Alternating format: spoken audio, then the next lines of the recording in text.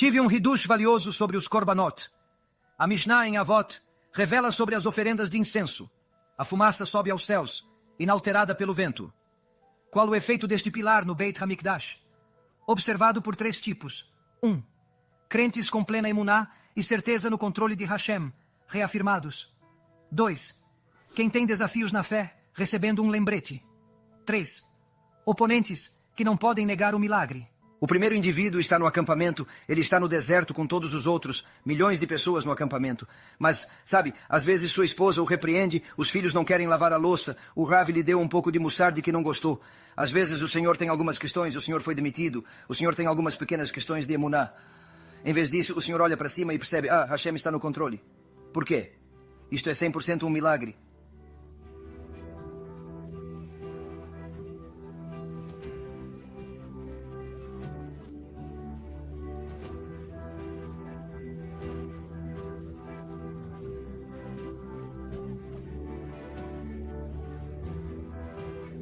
Se Hashem consegue fazer com que o vento não toque a fumaça aqui, e ela alcance o céu, quando eu mal consigo acender o fogo para um churrasco, então tenho certeza de que Hashem pode me encontrar um novo emprego.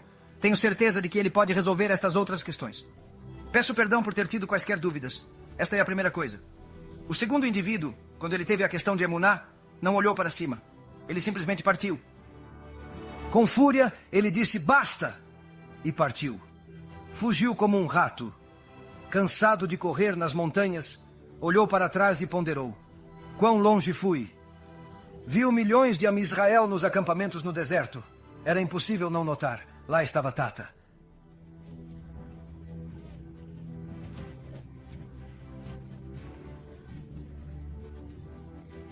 E ele vê a coluna de fumaça.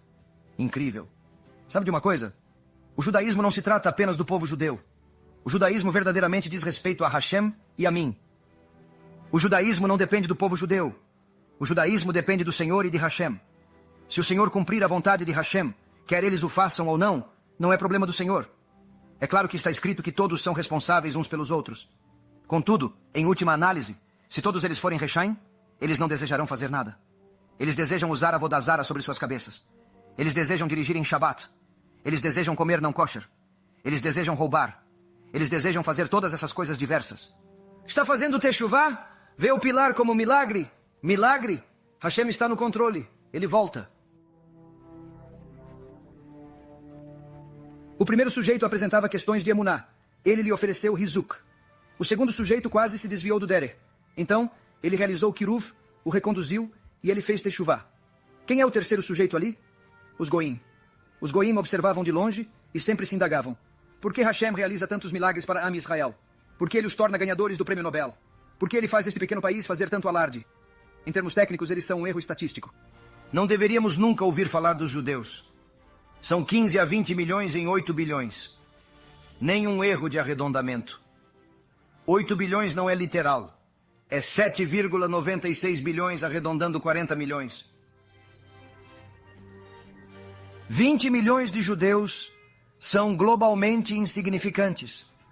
Não deveríamos ouvi-los, nem falar de nações maiores que Israel, pouco noticiadas. Mas os judeus, diariamente, estão nas notícias realizando feitos publicamente divulgados.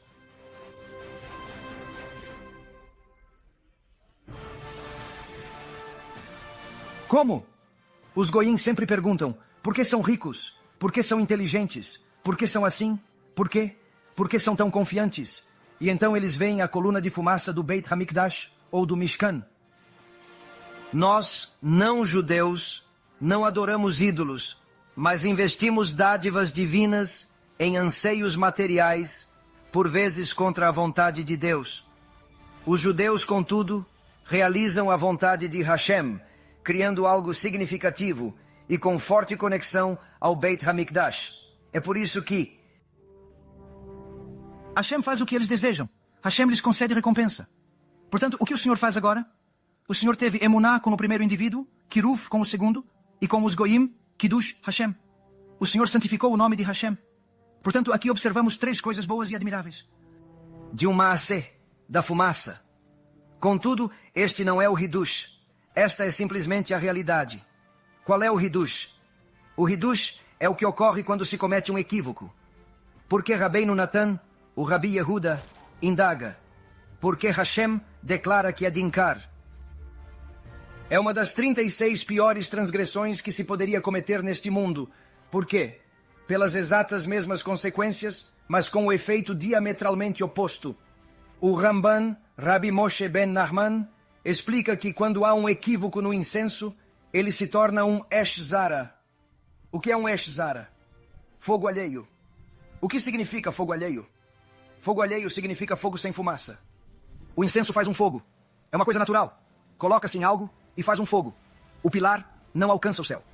Bem, e o que importa? Vejamos o que acontece agora. O primeiro indivíduo teve uma questão de emuná, por causa dos filhos, por causa de sua esposa, por causa de seu Rebbe, por causa de seu filho, por causa disto, por causa daquilo. Ele perdeu o emprego e todo o restante. Ele olha para cima, ele nada vê. Ele procurava por algo e nada encontrou. Hashem, o indivíduo irá acertar as contas agora. O indivíduo há de piorar. Ele foi de mal a pior agora. Ele se retira para as montanhas agora. Ele está partindo. Basta. Não o farei mais. É demasiado para mim. É isso. Terminado. O segundo indivíduo já partiu. Ele se volta. O que ele vê? Nada. Ele não vê Hashem nem os milagres, culpando os outros por partir. Acha ser boa decisão, e um judeu é perdido para sempre. Hashem está convosco. Os goyim questionam por que ele faz tantos milagres para esta nação diminuta, mas também não veem nada.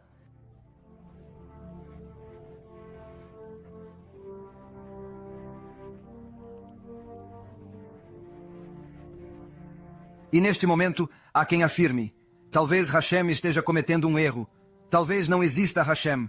Assim, em vez de realizarmos Hizuk para a Emuná, Kiruv para os Rehokim e Kiddush Hashem perante os Goyim, o que obtivemos foi precisamente o oposto.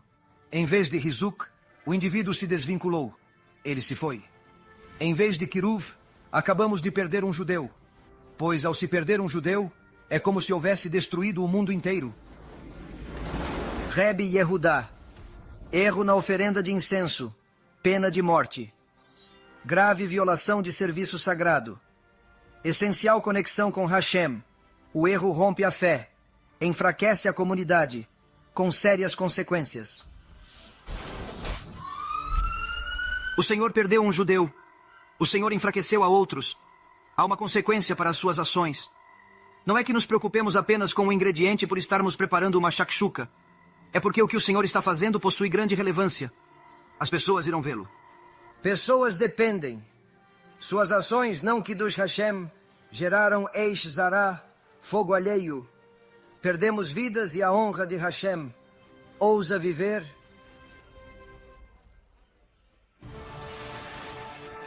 Sorte lhes deu chance, mas atos graves só têm techuvá por purificação ardente. Rabotai, leiam 3 vezes por dia. Meu Hidush me entusiasmou. Verifiquei com meu Rav.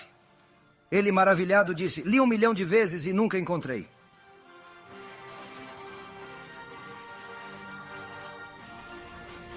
Baruch Hashem. Embora cada um tenha seu Hidush em Shamayim, eu sempre tive um Safek. Quem sou eu para ter um? Anos atrás, sentia-me ainda mais insignificante.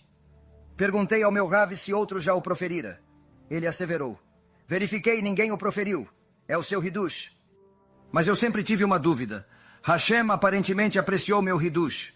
Ele não me falou como Moshe Rabenu, Baruch Hashem, mas se comunicou de outro modo. Como? Nos próximos dias.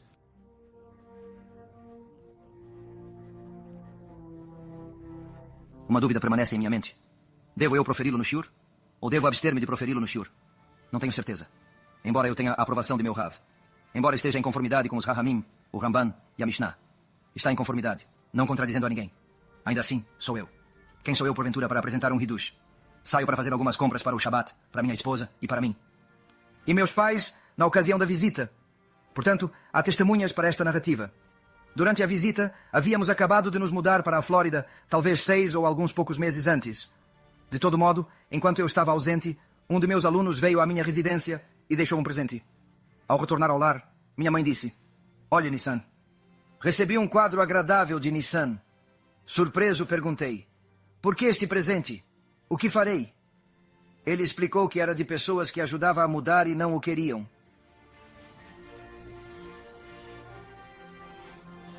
Parecia pertencer a alguém que faleceu. Ninguém a queria mais. Nissan aguardava na caminhonete há meses. Em uma sexta-feira, ele pensou em mim. Sua mãe pode gostar. Decidiu entregá-la a mim. Eu não estava em casa. Então ele a deixou com minha esposa e mãe. E partiu. Eu digo, certo, obrigado. Vou observar a pintura. Não é comum. Não é uma pintura, mas um desenho do Beit HaMikdash, feito de palavras.